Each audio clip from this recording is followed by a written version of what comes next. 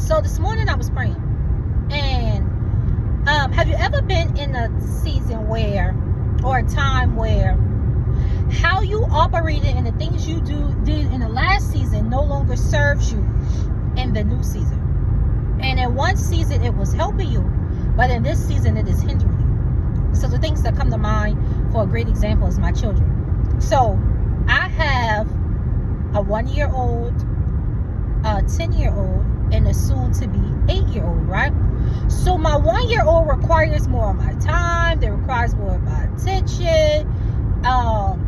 If she cries, we run to her defense and things like that. But with my older kids, and also the gender matters too. But anyways, listen to the situation. But my older kids, they require my time and stuff, but they're more they're into like gaming and stuff like that. So they don't require all of my time like the infant. And if they fall, like a minor fall, if they trip up and fall, I don't run to their defense and be like, oh, you okay, and babying them up. Why? Because they're older.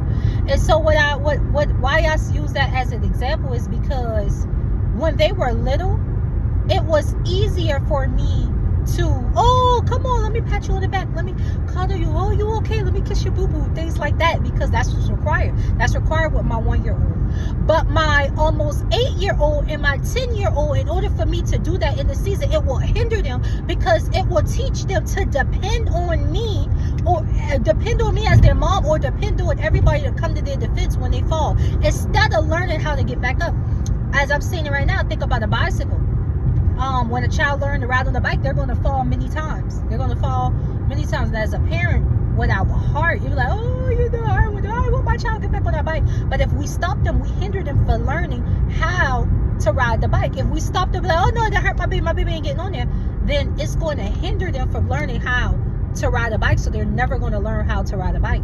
And so in one season where it was normal for me to cuddle them, and at my 1-year-old, it was normal for me to cuddle her and stuff like that. And even now when she falls, I say, all right, get back up, because what I'm noticing also is that even at 1 year old, they go off of how you react. So if you react and you panicking and frightened and afraid, they're going to cry even more. But if you be calm and stuff, they're not. Jeremiah, I used to laugh because when he was a baby, and even now, he will look at your facial reactions, and that's how he will react. But it was funny as a baby, because if he fall or he did something, he will look at you to see how you react, and that would depend on the cry. He'll start to cry, and if I panic, oh, you're all right, he cries louder. He used to cry louder. But if I say, all right, you all right, he'll say, and then he'll suck it up.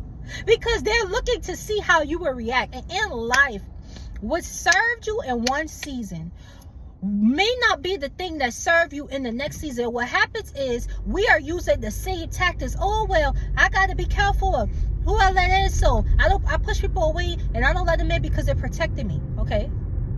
And you use it as a protection in that season. But now in the season, God has some people that's assigned to your life to help you heal, to help you grow. And because you have learned to shut people out, you now have prevent the good people from coming in. So what worked in the last season no longer serves you in this season. And what's happening is we're continuing the cycle, because we think it was what we learned as a trait of survival in the last season. Now we take it into this season, and God said, I don't want you to just survive in this season. I want you to strive in this season. I want you to thrive. Thrive is the word I should use. I want you to thrive in this season. So the techniques and patterns that you learned before in the last season don't necessarily work in this season. So in this season, I need you to relearn some patterns. I need you to change your perspective on how you move and operate in things in this season, because what served you in the last season no longer serves you in this season. How you operate in the last season no longer is how you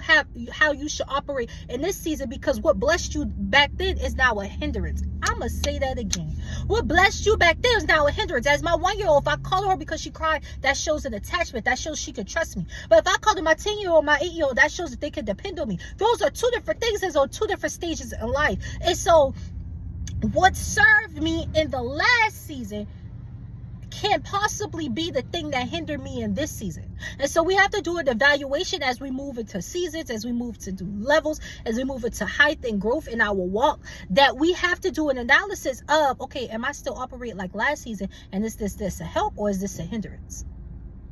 And I think, like, really, like, I didn't think of that. I was like, oh God, okay.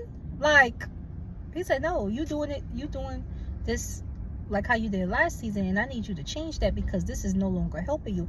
This is now hindering you. It was like a mouth drop moment. Well, I like to say God jacked me up. It's like a jack up moment. And so I wanted to share that in hopes that helps somebody else. What may help you in the last season and possibly be the thing that hold you back and hinder you in this season. Because as things begin to change, you have to change. As you go to new levels, there's new levels of thinking, there's new levels of height, there's new levels of growth that comes with it.